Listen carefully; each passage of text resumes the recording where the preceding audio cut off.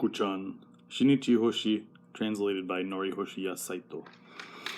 The robot was really a work of art. It was a female robot, and being artificial, she was designed to be the perfect beauty. Every element that went to makeup of a charming girl was taken into consideration. The trouble was that she looked a little prissy, but who can deny that prissy air is an indispensable prerequisite for a beauty? Nobody else had ventured to build such a robot. Indeed, it was silly to build a robot just to do work for a man when an equal amount of expense one could design more efficient machinery to hire suitable workers among the many whose applicants jammed the situation wanted columns of the classified ads. However, this robot was made at leisure by the master of a certain bar. A bar master, in general, will not drink at home at all, for his liquor exists only in his stock in trade, which should never be consumed for private use. And those haunting drunkards who frequented his bar so willingly help him to make money with which he was able to spend his off hours in pursuit of a hobby.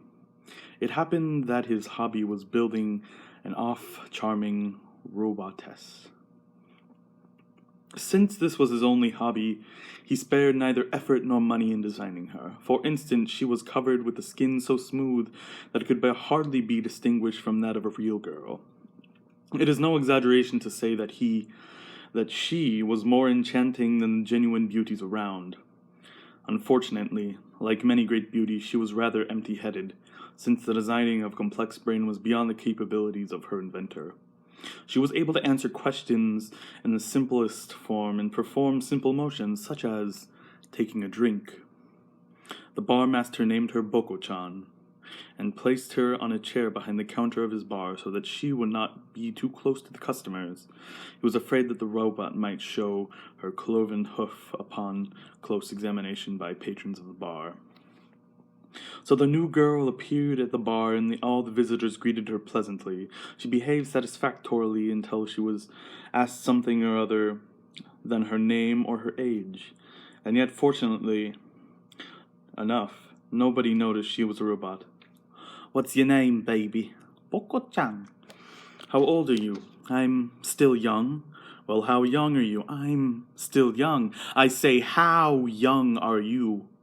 "I'm still young." Fortunately, patrons of the bar were polite enough not to pursue the question of her age any further. "Nice dress you wear, huh?" "Nice dress I wear, don't I?" "What do you like best?" "What do I like best?" "Will you drink a glass of, say, gin fizz?" "I will drink a glass of, say, gin fizz." Bokko-chan never objected to a drink, nor did she ever become intoxicated. Charming, young, prissy, and smart to chat with, the story of the new girl at the bar spread throughout the neighborhood, and the number of visitors in the bar increased. And every visitor enjoyed himself by chatting and drinking with the charming Bokko-chan. Indeed, she seemed to please everyone. "Whom do you like best of us among us all?" "Whom do I like best among you all?"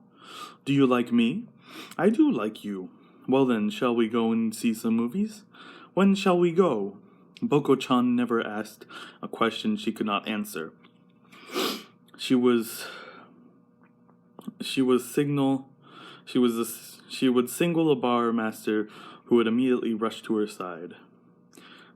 "Hey, mister, it's not polite to be flirting with such a baby so much." The immense visitor that could but grin and retire gracefully under the stern admonition of the bartender.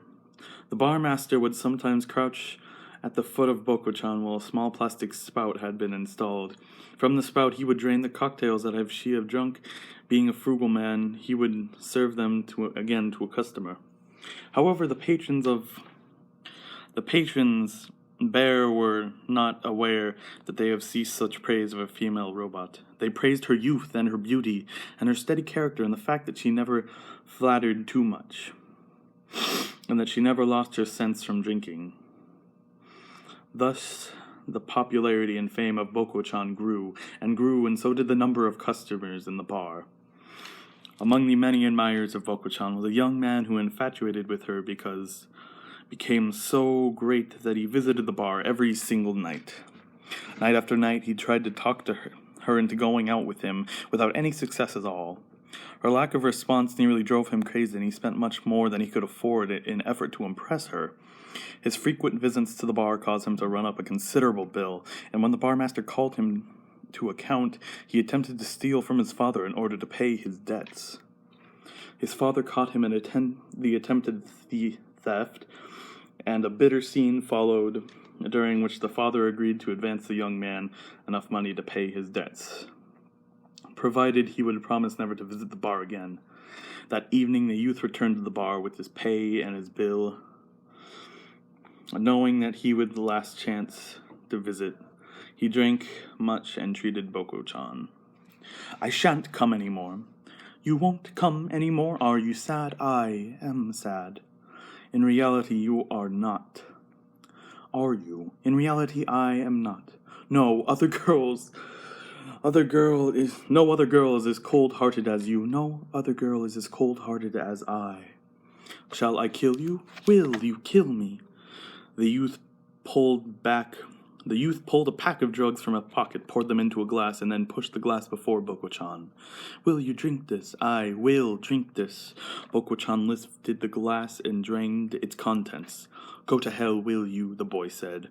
"I will go to hell." And the boy quickly settled his bill with the barmaster and ran out into the night.